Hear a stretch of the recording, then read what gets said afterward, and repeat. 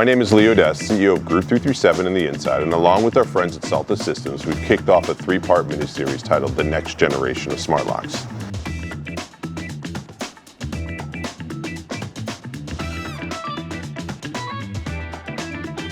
The purpose of this is to spark a conversation, a change, and the start of a new language for the industry. If we agree that the smart lock industry has entered the next generation, we should agree we need to look, say, and act next generation. In part one, we dove into the difference between smart, connected, motorized, and mechanical, and what the next generation of smart locks will need to be to stay relevant. In part two, we tackled the value beyond locking and unlocking. And in this, the finale, part three, we plan on reimagining door openings in our relationship with entering and exiting spaces. So let's jump into it. Name something we do more daily, even with the pandemic, than entering and exiting spaces.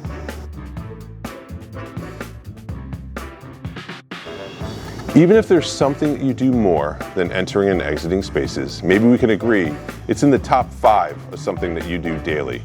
Either discreetly or overtly, it impacts the way you flow through the world. Whether it's leaving home, going to the office, the gym, restaurants, schools, the doctor's office, and on. We do it how many times? 5, 10, 15, 25 times a day? You pick. Whether it is something we do daily.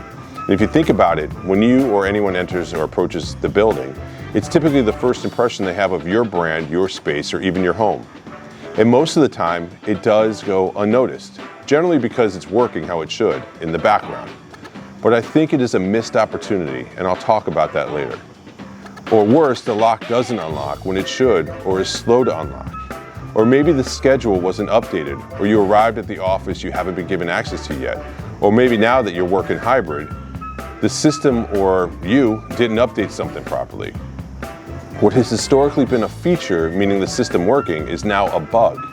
So in summary, it's either at best a missed opportunity or at worst a kick in the teeth to engage in giving someone a proper experience.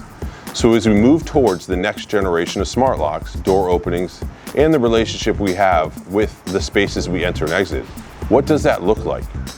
Here's 3 examples.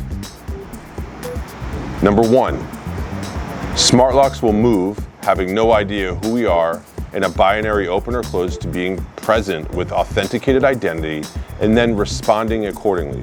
This includes knowing whether or not you have permission to be there, what you're doing there, and doing it in a fashion that welcomes you if you've been there before and it acts accordingly.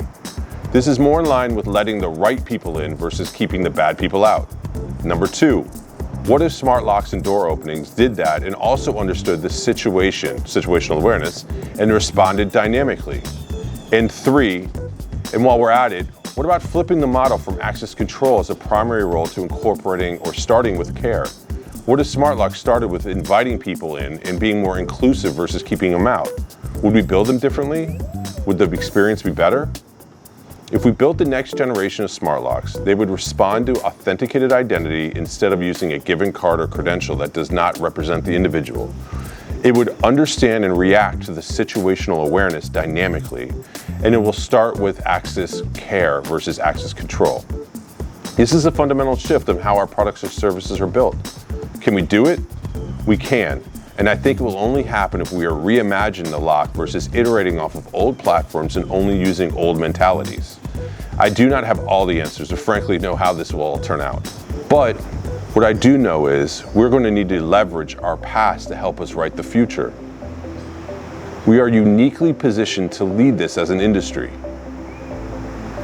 It is going to take a new breed of leadership beyond management. It's going to need new ideas, new appetites for risk, new voices blending with the old voices. And there is no better time than now to get at it, and it starts with you. My name is Leo Des, CEO of Group 337 and the Inside, and along with our friends at Salto Systems, thank you for joining us in this 3-part mini-series titled The Next Generation of Smart Locks. And as always, keep the curiosity high and keep pushing for that next generation.